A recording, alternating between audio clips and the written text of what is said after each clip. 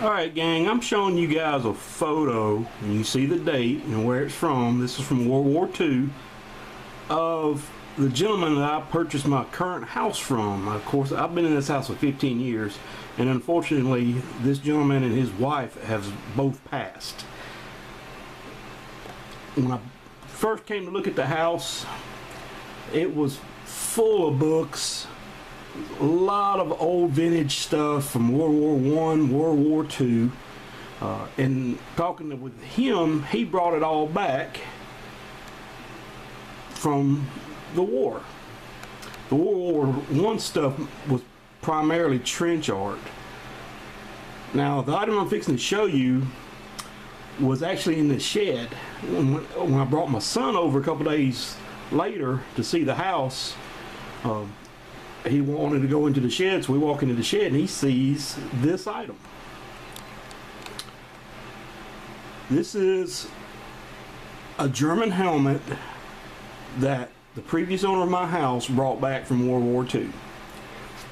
And he was really surprised that my son, who was at that time, I think he was a 7th grader, maybe an 8th grader, but my son knew exactly what it was. He knew about the eagle with the iron cross because he played, as did I, a ton of Day of Defeat. If you haven't played Day of Defeat, you know, I want to say, I could be wrong, but I want to say it preceded Call of Duty. But the gentleman was so astonished that my son knew what that was that he gave it to him.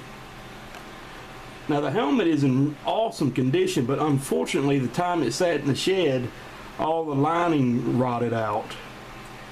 But the paint is pretty good shape. And of course, people's offered money to my son for it. And you know, it's always the swindlers who come around kids when they have stuff like this. And he was offered like 20 bucks, 10 bucks. And of course it didn't get sold because, well, it wasn't going to get sold.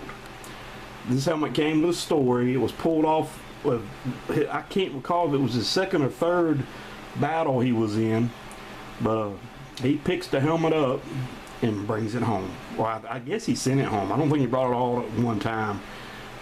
I think that back then the soldier could just put an address on an item and it got sent to his home for free. I could be wrong. I'm not a historian, but he had a lot of interesting stuff. He gave us a couple of other things, and one thing I was really wanting, he was going to hold on to, he actually had a death head ring with Himmler's name on the inside of it, with a skull and crossbones on it. It was a wedding ring that he took off of a German's hand, a German soldier's hand. We'll be posting a couple more videos of some other things that he gave to us. But I just wanted to share this with you. It's one of my son's collections. He's got a good little bit of a World War II collection going. He's got mostly American stuff, but most people are into the German stuff. And I was trying to get him into the Japanese stuff. That stuff's not that easy to find. But again, here it is. A World War II authentic German helmet. I think it might have been from a gunner, like a, I don't know what they call them, howitzers on the German side, or no, 88s. They called them 88s. But I could be wrong with how I looked it up, but it might have belonged to one of those crewmen. But again, I'm not a historian on German World War II helmets, but it is an awesome thing to have. Alright gang, that's it for this video. Have a good one.